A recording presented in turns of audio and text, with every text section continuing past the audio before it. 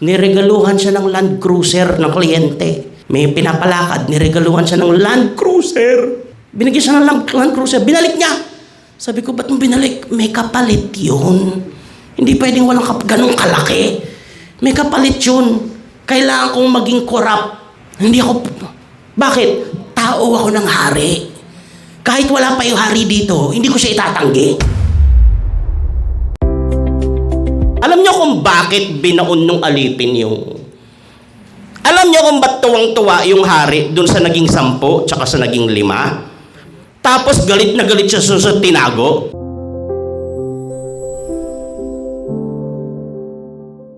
Sabi niyo, bakit pastor? Pakinggan niyo to kasi madadala niyo to sa buhay niyo. Okay? Hindi ito tungkol sa religion. Tungkol to sa buhay ng tao. Makinig ko kayo. Lalo mga foreman, mga kayo lahat. Okay? Lalo yung mga nasa pinakababa pa, mas kailangan nyo to. Okay? Para tumaas kayo. Okay? Makinig. Hindi naman kailangan ng hari. Yung pera. Hari yun eh. Ano naman kung hindi kumita? Alam niyo kung bakit? Ganito sa kultura ng mga Hudyo. Sa tingin ko, ganito rin dito pag merong mga kliyente. Pag nag-report yan, hindi ka muna titingin doon sa pera. Hindi lang, hindi ba? Patingin nung ano nangyari. Ito po yung kinita ng project natin. 1 million. Tapos wala na. Hindi naman ganun yun eh. Ang sasabihin, pag nagpatingin ng report, ito po yung income, ito po yung transactions, ito yung kliyente. Tama? Hindi pwedeng wala ka listahan ng kliyente. Kita lang. Hindi pwede. Tama? Ito po. Yung 10, kaya siya dumami ng ganun kasi ang dami niyang, di ba sabi niya mga lakal kayo? Ang dami niyang pinuntahan, ang dami niyang ginawa, ang dami niyang kinuusap, dala-dala niya yung pangalan ng hari. Lingkod ako ni Haring Jesus. Yung isa naging 10, yung isa naging 5, yung isa wala. Wala naman nabawas eh. Wala naman eh. Pero galit na galit yung hari. Sabi niya, masama kang alipin. Alam niyo kung bakit? Tanong niyo bakit? Kasi nung binaon nung alipin yung ginto, hindi po yung ginto yung binaon niya.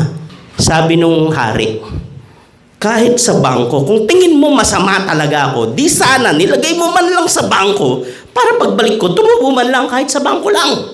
Ibig sabihin, matagal siyang nawala. Kasi kung 1 linggo lang siya nawala, ba't tutubo yun? Tama? Alam niyo kung anong binaon niya? Tanong niyo ano? Binaon niya sa lupa kung kanino siya naglilingkod.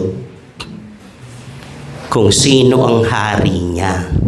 Natatandaan nyo, umalis yung hari, may mga kalabang sumunod, nagpadala.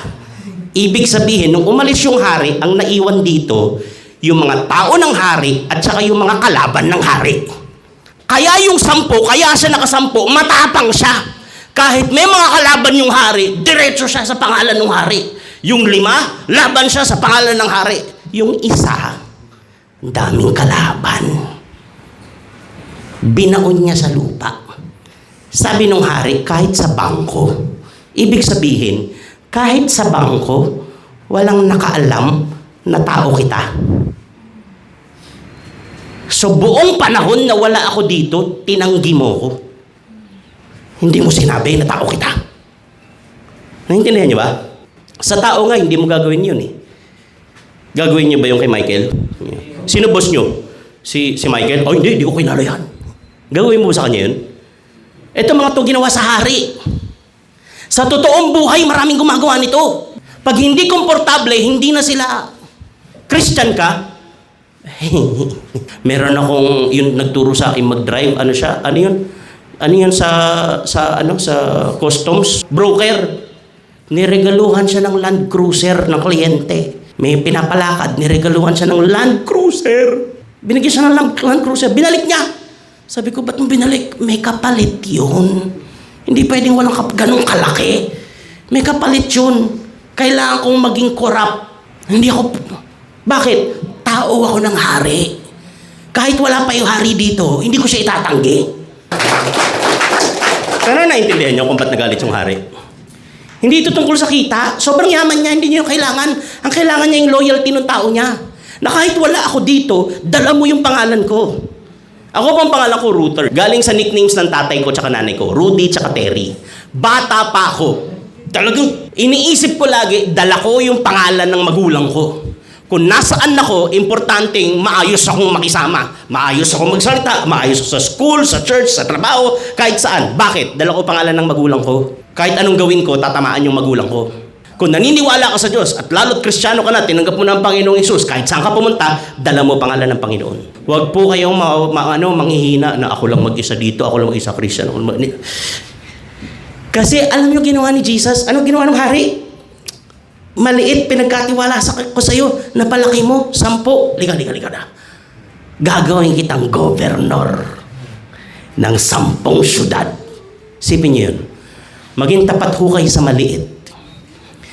Ako po pedicab driver nung high school. 2 piso pa lang pamasahe nun nung bumabiyahe ako. Pag may 30 pesos na, so ilang pasahero yon? 15. Pag naka-15 pasahero na ako, uuwi na ako, bibili na ako ng bigas tsaka ulam. Ang ulam nun, 5 piso yung gulay, 10 piso yung karne. May umabot po sa ganun, yung lutong ulam, ang bigas nun, mga 10 pesos, 15 pesos lang. So okay na, kasya na. Umabot ako sa ganun na meron talagang sumadsad yung buhay namin. Laban lang. Pasalamat lang sa Diyos lagi. Laban lang. Hanggang sa ako, saan ako dinala ni Lord. Nag-grand finalist ako sa Pilipinas Got Talent, yung batch ni Jovit Valdivino. Ako yung nagpuppet dun. Tapos kinuha ako ng Star Magic. Ako yung kaisa-isa at kauna-unahang puppeteer ng Star Magic. 3 taon ako dyan. So 3 taon akong pumupunta sa Star Magic Ball. Yung Star Magic Ball, mga lahat nakagaon. Nandun ako. Hindi ako sanay talaga. Pero nakikita ko lahat mga artista doon. Nakakasalamuha ako. Nakapag-show na ako sa LA, sa Hong Kong, sa Singapore, sa Korea. Buti nga, hindi natuloy pa agad yung Qatar kasi aabutin ako ng gera May gusto magdala sa akin sa Qatar. Isipin nyo, pedicab driver ako. Kaya lang kasi, yung maliit na pinagawa ng Diyos sa akin, naging tapat ako kasi alam ko galing sa Diyos yung kailangan kong ingatan. Maging tapat ho kayo sa mga maliit na pinagkatiwala sa inyo ng Diyos. Hindi ninyo alam, 10, 20, 30 years from now, baka business partners na kayo. Amen.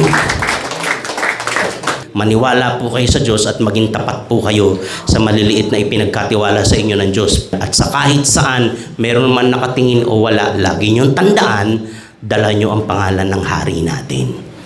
Huwag niyo pong ibaon sa lupa.